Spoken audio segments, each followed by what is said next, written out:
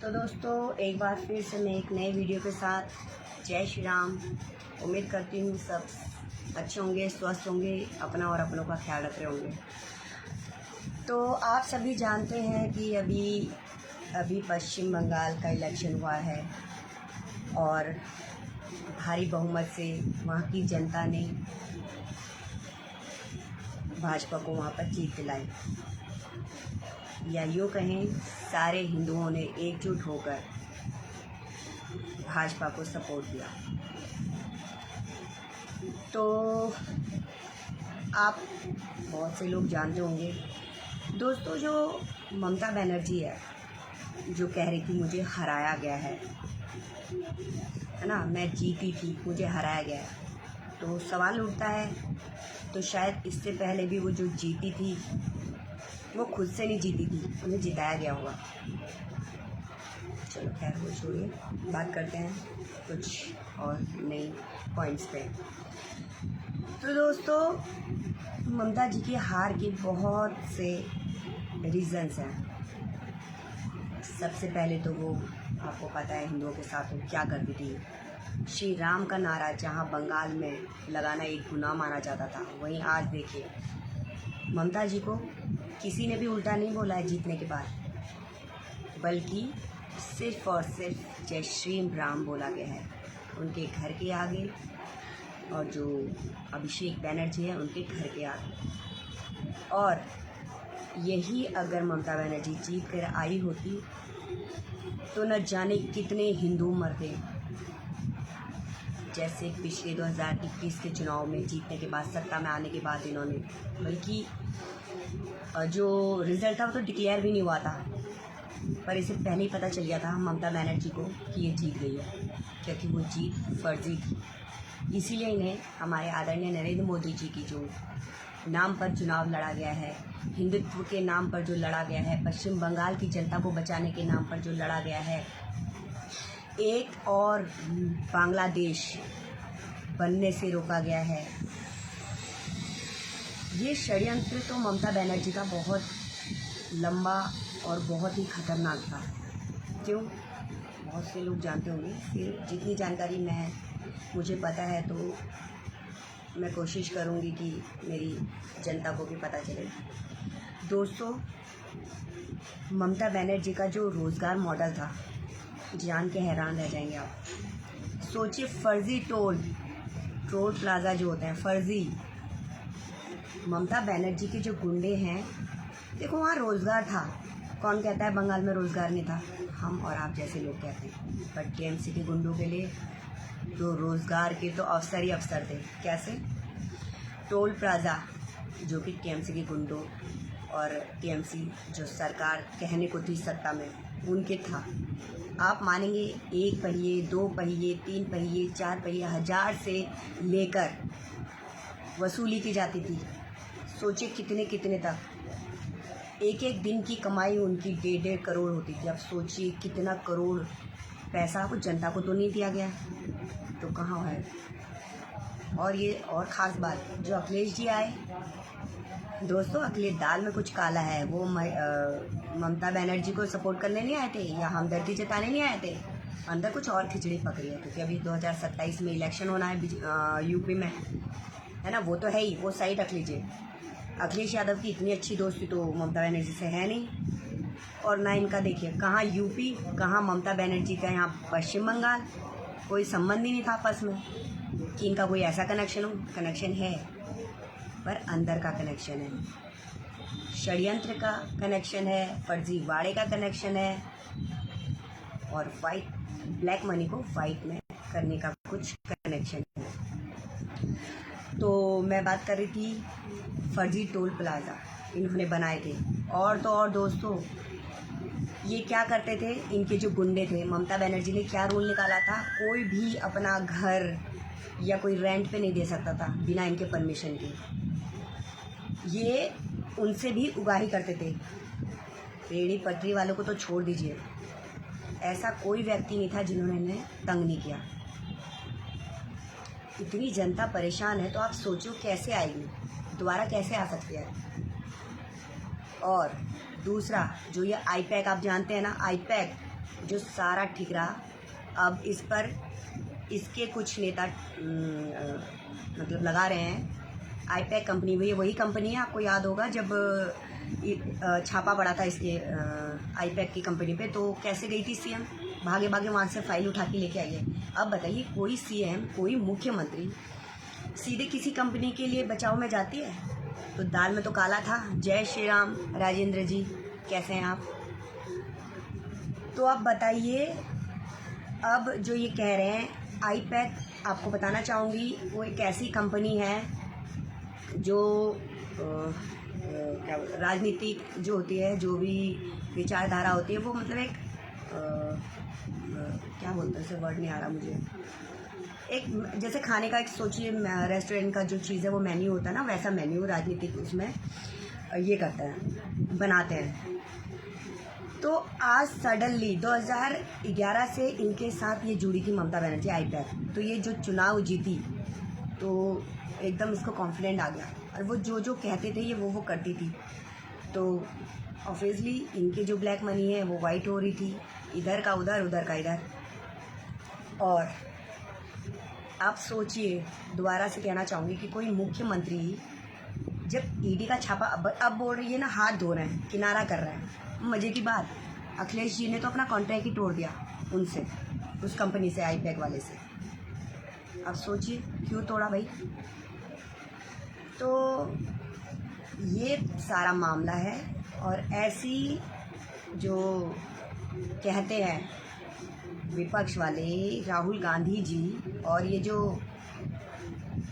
उठ के नेता लोग आ रहे हैं, और हालात तो ऐसे हो गए हैं, टीएमसी के भी कुछ नेता हैं जो, अगर आप बताइए, जो टीएमसी के नेता अभी जो बोल रहे हैं ममता के खिलाफ, ममता के लिए मैं कोई सिंपैथी नहीं जता रही, पर जो ममता है वो तो है ही करप्ट। तो इसके नेता जो थे वो नेता नहीं, गुंडे थे, वो कम दूध के दूल्हे नहीं है, जो आज अपना पल्ला झाड़ रहे हैं टीएमसी से। जो अमित शाह जी को गालियां दे रहे थे इलेक्शन से पहले भर भर के, आज वो सडनली अच्छे हो गए, वो आईपैक पे लगा रहे हैं सारा कि हमें ये स्क्रिप्ट दी जाती थी, हम तो पार्टी की तरफ से ऐसा बोल रहे थे, और अब वो बीजेपी में आने के लिए एकदम आतुर हो रहे हैं। भाई क्यों? बीजेपी ने दो टुक सुना दिए कि हम ऐसे लोगों को अपनी पार्टी में शामिल नहीं करेंगे, क्योंकि ये नेता लोग नहीं हैं, ये गुंडे हैं, टीएमसी के गुंडे हैं। और ये जो आप देख लोगे आजकल वीडियो वायरल हो रहा है, जो कह रहा है कि ममता बनर्जी और अभिषेक बनर्जी निर्दोष हैं, आईपैक के कहने पर वो, या हम जो भी बोलते थे केंद्र के जो अमित शाह जी के लिए, मोदी जी के लिए, सब उनके कहने पे करते थे। तो कहते हैं ना दोस्तों, सुख में तो सब आ जाते हैं, और जब अब फंस गई है कंपनी फंस गई। और दोस्तों, ममता बनर्जी भी कोई दूध की धुली नहीं है, और अभिषेक बनर्जी ये एक केस से बच सकते हैं, 2 केस से बच सकते हैं, ना जाने इन्होंने तो कितने ऐसे कांड किए हैं जो हम गिन भी नहीं सकते हैं। तो ममता बनर्जी तो बौखलाई हुई हैं, बौखलाना लाजमी भी है, इसीलिए तो वो हार नहीं मान रही है। भले ही हार गई हैं, कैसे मानेंगे, लेकिन उनको तो जेल दिख रहा है, आज नहीं तो कल वो जेल जाएंगी ही जाएंगी। और उधर विजय जो तमिलनाडु में मुख्यमंत्री बना है, ये हिंदू कन्वर्ट क्रिश्चियंस है, ये हिंदू था, हिंदू माँ थी इसकी, और इसका जो इसकी जो मतलब मदर है, उसका सेकंड हस्बैंड जो है ना वो क्रिश्चियन था। आप सोचिए, हिंदू होके ये क्रिश्चियंस को ऐसे कर रहा है जैसे कि मतलब इसकी खुद की मतलब वो है, जन्म से ही ये हिंदू विरोधी सोच रखता है वो।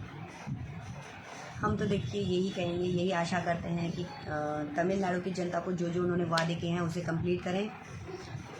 भाजपा का अभी नहीं, अभी वहाँ भी ज़रूर बीजेपी जीत हासिल करेगी, वो दिन दूर नहीं। फ़िलहाल अभी हमारा जो मकसद था मेन पश्चिम बंगाल था, क्योंकि अगर आज भाजपा नहीं आती तो न जाने कितने हिंदुओं का कत्लेआम होता। और हाँ, मैं आपको बताना चाहूँगी इसलिए भी ज़्यादा, अब ये देखिए पश्चिम बांग्लादेश का कौन सा था, नाम याद नहीं आ रहा, जो ममता बनर्जी के सपोर्ट में था कि हम तुम्हारे साथ हैं, है ना दीदी, हम तुम्हारे साथ हैं, क्योंकि ये तो षड्यंत्र चल रहा है, ये षड्यंत्र चल रहा है। ये यहाँ से एक दिन में मतलब गाय जो होती है, गाय गौ तस्कर, यहाँ पर ह्यूमन तस्करी, न जाने क्या क्या तस्करी यहाँ से बंगाल से बांग्लादेश होती थी। तो इनका तो फ्यूचर ये था कि बांग्लादेश और बंगाल को मिलाकर एक क्या बोलते हैं इसे, बेहतर बंगाल बनाने की कोशिश थी। बांग्लादेश ही समझ लीजिए उसको, सारे बांग्लादेशी घुसपैठियों को और हिंदुओं को भगाने की इनकी प्लानिंग थी। और अब सरकार ने सख्त से सख्त एक्शन ले लिया है। अब देखिए टाइम लगता है, और शुभेंद्र जी का हमें पूरी उम्मीद है कि वो अपनी जनता के उम्मीदों पे खरा उतरेंगी। सोचिए, उन्होंने सुरक्षा लेने से भी मना कर दिया। जो अभिषेक और ममता बनर्जी के पास जो सुरक्षा रहती थी, उन्होंने सीधे मना कर दिया कि मुझे सुरक्षा नहीं चाहिए और आम जनता को कोई तकलीफ़ नहीं होनी चाहिए। माना वो कांग्रेस में थे पहले, टीएमसी में भी आए, और टीएमसी में तो ये भी आए, इसके टीएमसी से बाद फिर बीजेपी में आए। ये शब्द नहीं मिल रहा मुझे। ये डिपेंड नहीं करता कि आप कहाँ से आए थे, डिपेंड ये करता है कि आप जिस पार्टी में गए हैं, आप मतलब कैसे आपका व्यक्तित्व है, आप कैसे विचारधारा को मानते हैं। ज़रूरी नहीं कि एक गलत पार्टी में अच्छा व्यक्ति नहीं हो सकता, ज़रूरी हो सकता है ना कि गलत पार्टी में अच्छा व्यक्ति हो सकता है। गलती सुधार ली, बीजेपी में आ गए। कई लोग ऐसे भी बोलते हैं बीजेपी में आ गए तो सब सुधर गए। देखिए, बीजेपी में आ गए, मैं ये तो नहीं कहूँगी सुधर गए, पर एक किसी भी पार्टी का जो लीडर होता है उसका ईमानदार और राष्ट्र हित में सोच बहुत ज़रूरी है। अगर एक परिवार का मुखिया अच्छा है, स्ट्रॉन्ग है, और उसकी जो सोच है वो पॉजिटिव है, तो परिवार के हर व्यक्ति को वो संभाल लेता है और वो उसी दिशा में रास्ता दिखाता है। पर किसी परिवार का मुखिया, मतलब टीएमसी की जो ममता बनर्जी, वही करप्ट है, वही भ्रष्टाचारी है, तो बाकी परिवार कैसे होगा? वो भी ऐसे ही होगा ना। तो हम कैसे उम्मीद कर सकते हैं कि एक बेहतर परिवार की, ये परिवार भाजपा एक ऐसी पार्टी है जो खुद का ना सोच के राष्ट्र हित के लिए सोचती है। बहुत सारे एग्जाम्पल हैं, मेरे भी छोटे बच्चे हैं, मैं उनको छोड़ के पार्टी के लिए काम करती हूँ। कैसे मैनेज करती हूँ, क्योंकि मेरे लिए भी राष्ट्र हित सर्वोपरि है। मुझे इंस्पिरेशन मिलती है हमारे आदरणीय नरेंद्र मोदी से, योगी जी से।